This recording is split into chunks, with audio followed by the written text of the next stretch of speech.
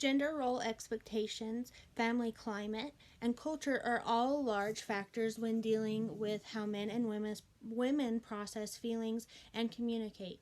Have you ever stopped mid conversation or argument with the opposite sex and wondered why there is such a big difference in the communication between men and women? There are many factors as to why there are such communication differences.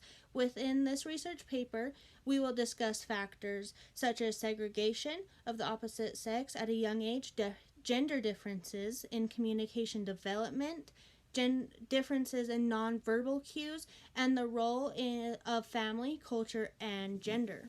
Often we separate boys and girls so that they only socialize and befriend the same sex. This can lead to young boys and girls seeing a clear defined line between the two sexes and society's normalization of gender norms and standards.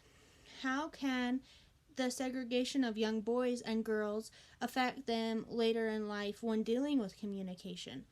In many family climates, a young boy is labeled with the color blue and taught that he should not cry, even if he is extremely upset.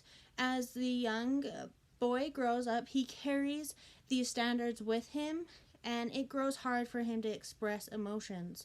The opposite occurs for women. Young girls are often encouraged to be emotional and allow themselves to be sensitive. They also are labeled with a certain color, which is pink.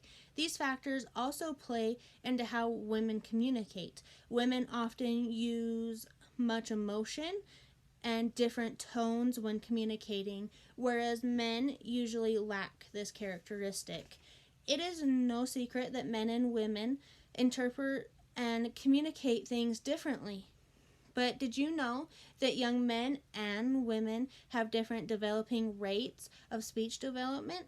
Boys lag behind girls in the development of many communication features: eye contact, gesture use, gesture imitation, joint attention, social referencing, etc. States a study called Sex Differences in Typical Communication, Language, and Speech Development. This can allow an explanation as to why women frequently use hand gestures, better eye contact, and pay better attention to social cues. During the first few years of life, girls on average acquire language faster than boys and have a larger vocabulary. For example, at 16 months, girls have a vocabulary of 95 words, while boys have a vocabulary of 25 words. It seems that boys have weaker or slower capacities for language acquisition. Boys represent more than 70% of late talkers and just 30% of early talkers, states a study completed by Sher Adani and Maya Setnek. I believe that this is also a clue into why men use fewer words to communicate than women do. As mentioned above, the way young boys are raised to show little emotion, such as sadness, strongly influences their ability to express feelings later in life. There's a strong connection between how one is raised and how one has learned to communicate emotions. Family climate can greatly affect our communication methods. It affects whether we can communicate clearly or if we lack clear communication. Communication within the family is extremely important because it enables members to express their needs, wants, and concerns to each other. Open and honest communication creates an atmosphere that allows family members to express their differences as well as love and admiration for one another, states a study done by Stephen Green. This can allow us to understand why some may find it easier to express their emotions and others do not often show emotions to express how they are feeling. The way one's family members communicate affect a person's future relationships and abilities. There are 4 different types of communication styles in families: consensual, pluralistic, predictive, and laissez-faire. Communication patterns allow you to understand why problems may arise and how one was raised and how they were taught to communicate.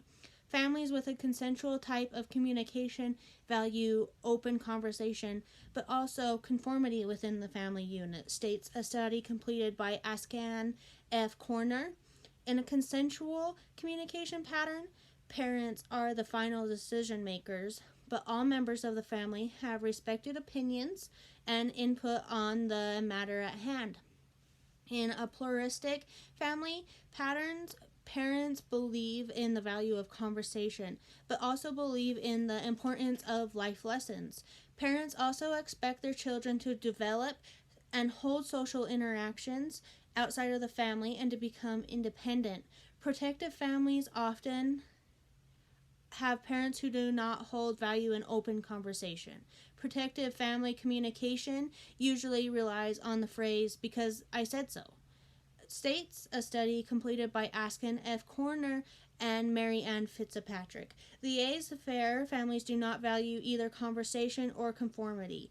Family members are often very distant, and matters are not often addressed or discussed.